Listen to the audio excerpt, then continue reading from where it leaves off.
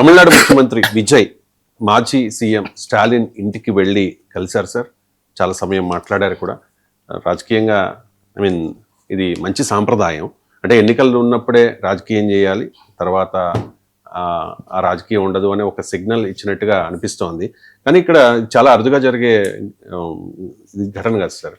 అంటే తెలుగు రాష్ట్రాల్లో చూసుకుంటే కనుక ఎన్నికలు అయిపోయి 2 ఏళ్ళు దాటినా కూడా ఇప్పటికీ కూడా ఆంధ్రప్రదేశ్లో వైసీపీ వర్సెస్ కూటమి, ఇక్కడ తెలంగాణలో బీజేపీ, బీఆర్ఎస్, కాంగ్రెస్. రోజు మనం ఏదో ఒక పంచాయతీ చూస్తూ ఉంటాం. సో ఏమంటారు సార్? పంచాయతీలు తప్పేం లేదు, రాజకీయాల్లో పరస్పరం పంచాయతీలు ఉంటాయి. కానీ అసలు ఏదో ఇండియా పాకిస్తాన్ ప్రైమ్ మినిస్టర్ కూడా షేక్ హ్యాండ్ ఇచ్చుకుంటారు. Atal Bihari Vajpayee Pervez minister shake hand ఇచ్చుకున్నారు. జింపింగ్ మోడీ షేక్ హ్యాండ్ ఇచ్చుకుంటారు. సో మరి జగన్మోహన్ రెడ్డి చంద్రబాబు నాయుడు షేక్ హ్యాండ్ ఇచ్చుకోవడానికి అభ్యంతరం ఏంటి? ఈవెన్ రేవంత్ రెడ్డి కేసీఆర్ కూడా షేక్ హ్యాండ్ ఇచ్చుకున్నారు. అసెంబ్లీ దేనికి అదే మాట్లాడాలి, చాలా గౌరవంగా మాట్లాడుకున్నారు. రేవంత్ రెడ్డి వెళ్ళి కేసీఆర్ దగ్గరికి వెళ్ళాడు, కేసీఆర్ కూడా లేచి నిలబడి గ్రీట్ చేశాడు. వెరీ హుందాతనం. కనీసం ఆంధ్రలో అయితే అసలు అది ఏంటి, ఒక పరస్పర శత్రువులాగా. అందుకని ఆంధ్ర రాజకీయాన్ని 2 పార్టీలు 2 నాయకుల మధ్య కింద నుంచి పైదాకా చీల్చేశారు. ఇది చాలా ప్రమాదకరమైనటువంటి రాజకీయం. ప్రజాస్వామ్యంలో ఏముంటుంది, ఎన్నికల్లో ఎవరు గెలుస్తారో ఎవరు ఓడతారు. నేను ఎప్పటికీ గుర్తు చేస్తూ ఉంటాను. నేను 2007లో ఫస్ట్ టైం ఎమ్మెల్సీ గెలిచాను. అప్పుడు నాకు 55 అపోనెంట్స్.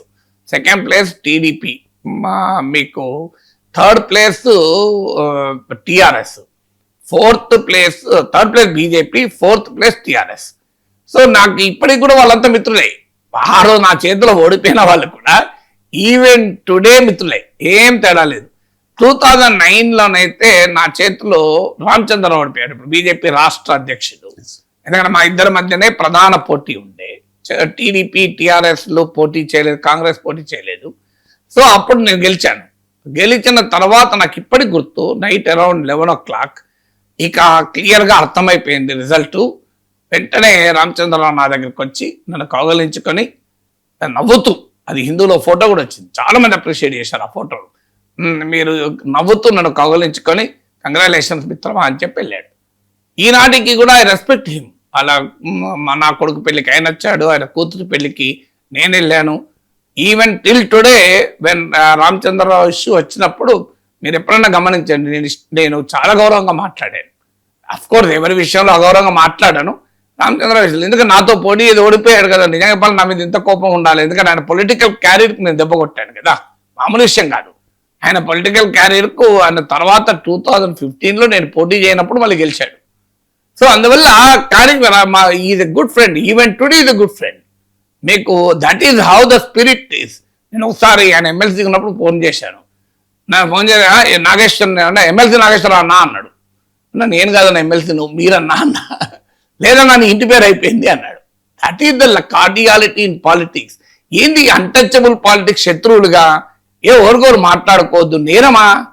సో అది ఎట్టి పరిస్థితుల్లో మంచిది కాదు. ఇప్పుడు కూడా గుర్తుంచుకోవాల్సింది ఏంటంటే మానవ సంబంధాలు అన్నిటికన్నా అతీతమైన అద్భుత సంబంధాలు. మీరు కులము, మతము, రాజకీయము, వ్యాపారము, వృత్తి ఇవన్నీ సెకండరీ. ఫస్ట్ మనం మనుషులం కదా, man is a social Animal కదా. సో మానవ సంబంధాలను మించిన బంధం ఇంకోటి లేదు, మానవీయ సంబంధాలు. సో మానవ సంబంధాల్లో మనం గౌరవించాలి. ఇప్పుడు కిషన్ రెడ్డి పార్లమెంటు సభ్యుడిగా ఆయన ప్రోగ్రెస్ రిపోర్ట్ ఇవ్వడానికి పిలిస్తే నేను వెళ్ళడమే కాదు, మాట్లాడాను ఆ వేదిక మీకు వెళ్ళి. సో కిషన్ రెడ్డికి నేను బీజేపీ పార్టీలో ఉన్నా లేను కదా, వాళ్ళ మీద పోటీ గెలిచిన కదా. So that is how we have to behave. పాలిటిక్స్లో ఏముంది, people differ on ideas, differ on opinions, differ on views. దానివల్ల రాజీ పడకూడదు. ఇప్పుడు మీకు స్టాలిన్ దగ్గరికి విజయ్ వెళ్ళాడు, అదే రోజు స్టాలిన్ విజయ్ విమర్శించాడు, విజయ్ని స్టాలిన్ విమర్శించాడు. సేమ్ డే వెళ్ళారు, ఒకరికి కౌలించుకున్నారు. సో విజయ్ వెంటనే 10,000 కోట్ల అప్పు చేసింది డిఎంకే అంటూ, గత ప్రభుత్వం అంటూ నేను వైట్ పేపర్ విడుదల చేస్తానంటూ విజయ్ ప్రకటించాడు. వెంటనే స్టాలిన్ ఇచ్చాడు, అంటే ఈ హామీలను ఎగగొట్టే ఆలోచన మొదలైంది అని. ఇద్దరు తీవ్రంగా విమర్శించుకున్నారు. ఏముంది, మొన్న పార్లమెంట్ లో మోడీ ప్రియాంకలు మాట్లాడుకుంటే దేశమంతటా వార్త అయింది కదా, అంటే అమ్మకి ఎలా ఉంది ఆరోగ్యం అని.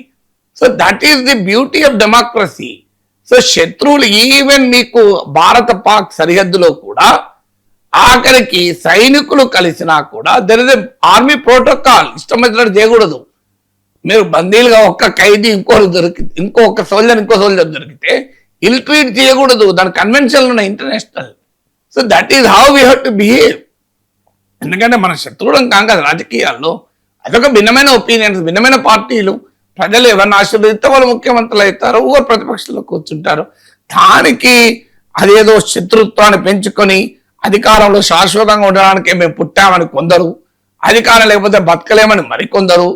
సో పర్సనల్ లెవెల్కి పోయి ప్రజలను రెచ్చగొట్టి సోషల్ మీడియాలో ఒకరికి పైన ఒకరు ఆర్మీలను ఎగిసిగొట్టి ఆఖరికి కుటుంబ సభ్యులను కూడా లాక్కచ్చి తిట్టి, ఇంత నీచమైన రాజకీయం అవసరం లేదు సమాజానికి.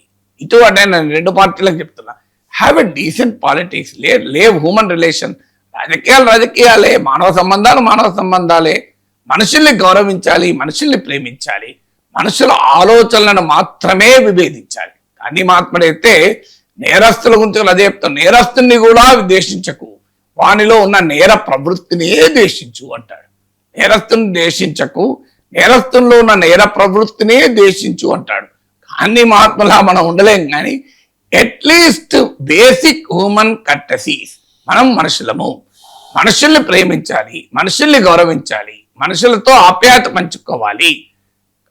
ఆలోచనలతో మన ఇష్టం, విభేదించవచ్చు, అభ్యంతరాలు చెప్పచ్చు, ఖండించుకోవచ్చు, తీవ్రంగా వాదించుకోవచ్చు, అభ్యంతరం ఏమీ లేదు. But when it comes to human relations are above everything.